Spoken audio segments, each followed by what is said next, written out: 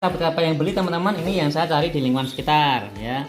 Nah ini tinggal diginikan aja, diambilin gini teman-teman apanya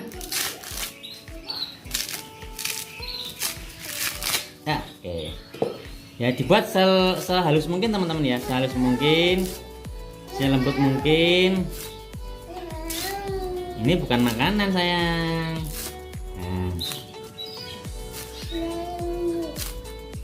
Oke, kita buat lingkaran teman-teman, kita buatkan lingkaran, kita tata teman-teman. Talinya kalau ada raffia, kalau nggak ada, ini ada serabut yang besar teman-teman, bisa kita talikan di sini, ikatkan di sini.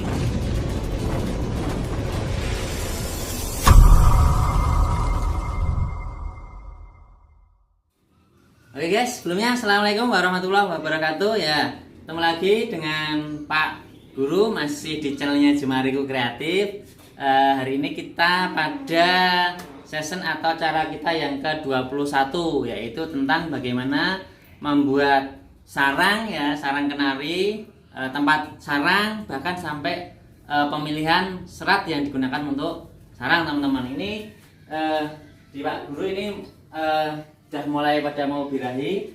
Ini contohnya Pak Guru di sini, nanti tak ajarin bagaimana membuat serat sarangnya ya.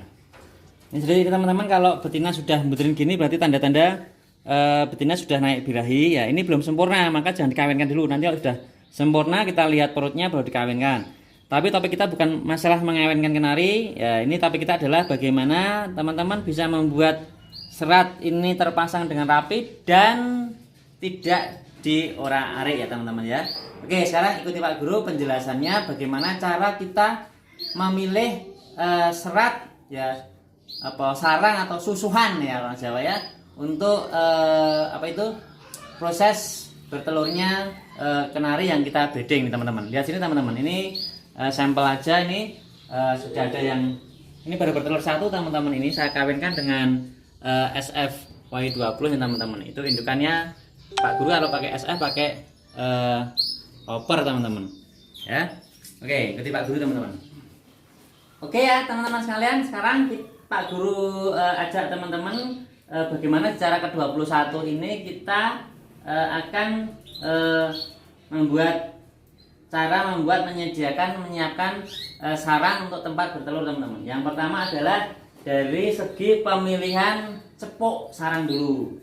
Jadi teman-teman biasa menggunakan, ada yang pakai seperti ini ya, ini dari lidi kelapa, ada yang dari menjalin juga. Kemudian ada yang pakai batok kelapa. Kemudian ada juga yang pakai cepuk plastik setengah lingkaran seperti ini. Terus ada juga yang menggunakan cepuk plastik seperti ini. Kemudian bisa juga pakai cepuk yang seperti ini. Nah, sekarang Pak Guru analisiskan kira-kira gimana tuh Pak Guru yang paling bagus. Sebenarnya tidak ada yang paling bagus. Yang paling bagus itu kalau kenarinya mau bersarang dan bertelur ya. Tapi bisa kita analisis tentang efisiensi, tentang kegunaan jangka panjang dan sebagainya ya. Yang pertama teman-teman, kalau pakai sarang seperti ini kelemahannya itu teman-teman harus mengikat ini di ruji-ruji ya, mengikatnya. Kalau sudah diikat nanti mau melepasnya juga susah. Itu yang pertama. Yang kedua, ini karena terbuat dari bahan kayu ya, itu lama-lama juga akan rusak, akan mudah lapuk, dan karena ini berpori mudah timbul jamur teman-teman ya. Terus kelebihannya apa? Kelebihannya karena ini berongga, maka jika terjadi air basah itu cepat kering teman-teman ya. Beda harganya ini paling sekitar 2000 kalau nggak salah sekarang, kalau nggak 1500. Ini murah nih. Berikutnya kita pakai tempurung kelapa ya. Sorry teman. Ini kalau ingin teman-teman mudah untuk mengambilnya, teman-teman buat di kotak box itu, buat kotaknya baru ini diletakin gini ya, sarangnya ya, kunci gini. Oke, berikutnya kalau pakai tempurung kelapa atau batok kelapa ini ya, ini juga praktis. Paling harganya juga yang segini, paling sekitar ada yang 1500, ada yang 2000 teman-teman. Kalau yang besar ini mungkin sekitar 2000-an, 500 mungkin, atau 3000 ya. Besar kecil itu kalau teman-teman gunakan itu nyesuaiin jenis kenarinya ya. Kalau kenari-kenari lokal teman-teman pakai cepuk yang kecil gini masih mampu nggak apa-apa ya. Tapi kalau kenarinya kecil pakai cepuknya besar gini ya malah justru membuang banyak serat di sini ya. Oke, nah sekarang batok kelapa atau tempurung kelapa ini kelebihannya apa teman-teman? Kelebihannya kalau kita kasih sarang itu sangat sukar untuk dikeluarin kadang-kadang ya, sangat sukar untuk keluarin. Tetapi kekurangannya jika ini ada nggak sengaja terisi air ya pasti megung nanti telurnya semakin lembab ya, lembab, telurnya lembab. Kita kan nggak tahu ini karena nggak ada lubangnya, kecuali teman-teman ini dibor dulu, dilubangin biar kalau nggak sengaja ketumpahan air itu ya nggak sengaja loh ya, itu artinya sudah terbuang ya. Kalau masih seperti ini nanti terjadi kelembapan, mesti timbul jamur, timbul bakteri ya. Tuh, ini yang tempurung kelapa. Berikutnya yang ini ya. Ini dari plastik teman-teman, tapi saya coba berkali-kali ini memang nggak begitu recommended untuk burung yang agak besar. Ini paling burung-burung kecil yang loper-loper. Ini kalau untuk siskin, untuk blackthroat, untuk senger masih bisa lah teman-teman, masih mampu. Tapi kalau untuk kenari loper atau F kelihatannya kok agak sempit ya, agak sempit. Nah ini biasanya karena ini licin, kalau kita kasih sarang gini teman-teman, nah ini tarik itu gampang sama burungnya, karena burung kenari itu dia narik-narik sarang ya. Berikutnya harganya saya beli 3.000 teman-teman, segini ini malah mahal ini malah. Ya memang awet sih ya, memang awet, tapi nggak saya pakai. Terus yang berikutnya kita praktis juga pakai yang ini teman-teman. Nah yang model seperti ini biasa kita gunakan kalau teman-teman cetaknya seri yang big ya, F1, F2 sampai Yorkshire. Ini bagus juga ya. Tapi nanti ada teknik bagaimana agar sarang itu enggak terlepas. Ini ada rongganya teman-teman, dan praktis kita bisa langsung cepetkan gini. Ya. Ini sudah bisa nih. Nah, sudah bisa nempel teman-teman. Praktis. Ya sebenarnya semua sama aja sih. Ini juga bisa nyantol. Cuma nah ini lebih enak. Ini nyantolnya gini lah. Nah, masih goyang-goyang teman-teman. Ini nggak begitu. Ya, nggak begitu loh. Beda kan? Beda. Oke, Pak Guru cenderung saya pakai yang seperti ini teman-teman. Ya. Kenapa saya tidak menggunakan yang alami tapi menggunakan yang plastik? Karena kalau plastik itu satu kelebihannya tidak ada rongganya, sehingga kalau ini sudah selesai kita cuci bersih ya, cuci bersih gini, bersih kembali teman-teman. Tidak ada jamur yang insya Allah menempel di sini kalau kita pakai air yang sangat bersih. Ya kalau yang serat apa tadi? Ini menjalin itu masih bisa ada pori-porinya, ini ada pori-porinya yang jamurnya kemungkinan atau bakterinya masih bisa menempel. Ya lebih higienis ini. Ya. Ini juga sama ada rongga-rongganya, ya ada rongga-rongganya, sehingga kalau kita kasih sarang ada basahan kita masih bisa aman teman-teman. Ini juga bisa dicandalkan dengan praktis teman-teman sekalian. Masukin gini, ya diputar, nah gini aja, nah sama teman-teman, ya tuh itu dari segi tempat sarangnya. Sekarang sarangnya, ya sarangnya teman-teman bisa menggunakan yang halus-halus sebenarnya kenari teman-teman, ya bisa pakai serat nanas, ya serat nanas kalau yang bagus ini, yang putih itu harganya 4.000 per pieces gini teman-teman. Kalau yang semu kuning itu, ya itu jarang Pak Guru gunakan kalaupun nggak terpaksa, karena biasanya kalau yang kuning-kuning itu kadang nanti apa itu bisa jirit kaki anakan teman-teman, ya kalau kita nggak jeli, ya dan kalau ditarik semua ketarik. Nah ini enggak, bisa disusun pelan-pelan. Nanti biasanya kalau pakai yang serat yang halus gini, yang putih itu sarangnya lebih bagus teman-teman, ya. Berikutnya teman-teman juga bisa menggunakan serabut kelapa. Ini serabut kelapa yang dibeli, ya. Atau teman-teman menggunakan serat goni juga bisa, ya. Serat goni juga bisa.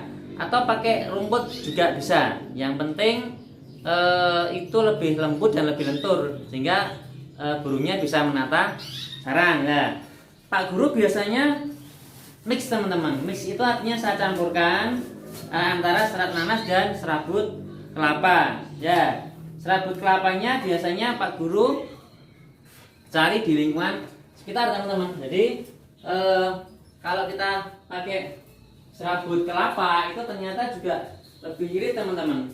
Lebih irit, nanti bisa diikat sehingga tidak lepas. Nah, ini teman-teman bisa bulat sempurna seperti ini. Ini perpaduan antara serabut kelapa sama serat nanas ya. Oke, sekarang Pak Guru ajarin bagaimana cara membuat dari serabut kelapa biar teman-teman lebih ngirit ya. Ini serabut kelapa yang beli teman-teman, ini yang saya cari di lingkungan sekitar ya. Nah, ini tinggal diginingkan aja. Diambilin gitu teman-teman kelapanya. Ya, oke. Ya, dibuat sehalus mungkin teman-teman ya, sehalus mungkin, selembut mungkin. Ini bukan makanan sayang. Nah. Oke, kita buat lingkaran teman-teman. Kita buatkan lingkaran. Kita tata teman-teman, talinya kalau ada raffia, kalau nggak ada, ini ada serabut yang besar teman-teman, bisa kita talikan di sini, ikatkan di sini. Nah, diikat begini, nanti sudah tidak lepas teman-teman.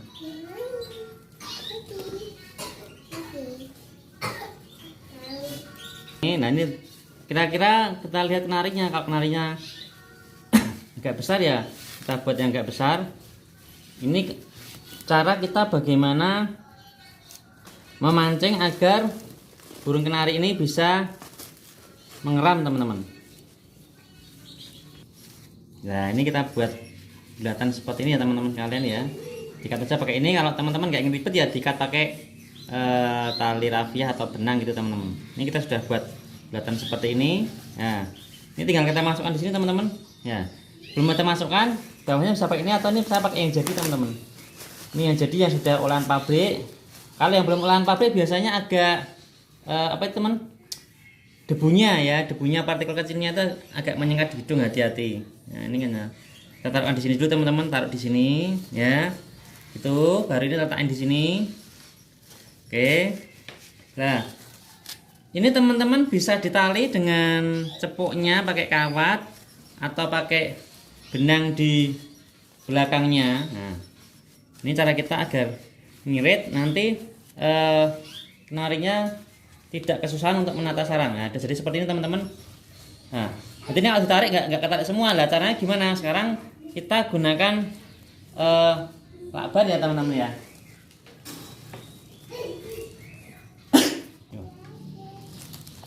Kita lakban aja gini, tapi kalau teman-teman pengen kencang ya tadi diikat pakai kawat atau diikat pakai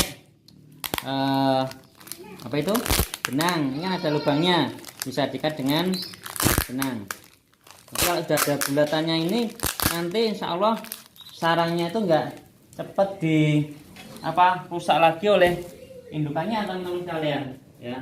Dan ini lebih praktis kalau pakai lakban ini. Nah, kita pakai lakban. Oke. Nah, sudah jadi. Nah, baru kita pakai serat nanas ini teman-teman, karena yang mahal serat nanasnya. Taruh aja di sini sedikit. Ini biar lembut, maksud saya kan gitu. Nah, nanti dipancing di sangkarnya dengan memberikan partikel yang lain. Nah, nih. Jadi ini tadi ya teman-teman ya, cara Pak Guru membuat membantu membuat sarang untuk kenari-kenari indukan betina kita teman-teman. Nah, yang Pak Guru tidak rekomendasikan adalah yang satu teman-teman, yang sering-sering teman-teman nggak sadar adalah menggunakan kapas ya. Kapas itu ketika teman-teman masukkan di sini untuk bersarang itu pertama lembut teman-teman ketika dia masih di telur. Tapi efek kemudian hari adalah ketika kotoran itu nggak bisa keluar dari cepuk sarang di sini, maka dia akan cenderung menyerap air. Jadi porositas kapas itu besar, maka kemampuan dia untuk menahan air di kapasnya itu juga besar, sehingga dimungkinkan timbulnya jamur bakteri lebih besar ya. Kepepet ya, kepepetnya terpaksanya teman-teman mau menggunakan tambahan, teman-teman gunakan aja tisu ya. Ini sebagai pancingan tadi, ini sebagai pancingan, kasih tisu ya, suwir-suwir gini teman-teman, atau ya pakai koran aja aman teman-teman, pakai koran ya. Jadi nanti dengan sendirinya ini sudah seperti ini ya, dia akan lebih cepat untuk bersarang teman-teman, nanti ditata sendirinya ya. Jadi itu tadi cara Pak Guru ngajarin teman-teman bagaimana membuat sarang yang lebih efisien, ya. Tentunya burungnya juga higienis, ya. Karena ini cukup, ini harganya murah teman-teman. Kalau beli satu box isinya 20 itu sekitar paling ketemunya cuma 2000 teman-teman. Tapi bijian kebiasaannya kalau nggak 2500 ya 3000. Yang cepuk yang plastik seperti ini, ya. Itu tadi. Semoga video ini menginspirasi teman-teman untuk pembuatan sarang kenarinya dan lebih bagus, lebih enak dipandang.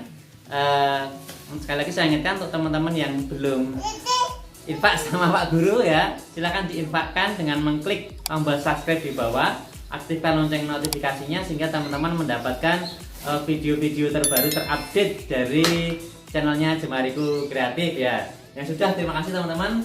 Pak Guru akhiri. Assalamualaikum warahmatullahi wabarakatuh. See you teman-teman sekalian.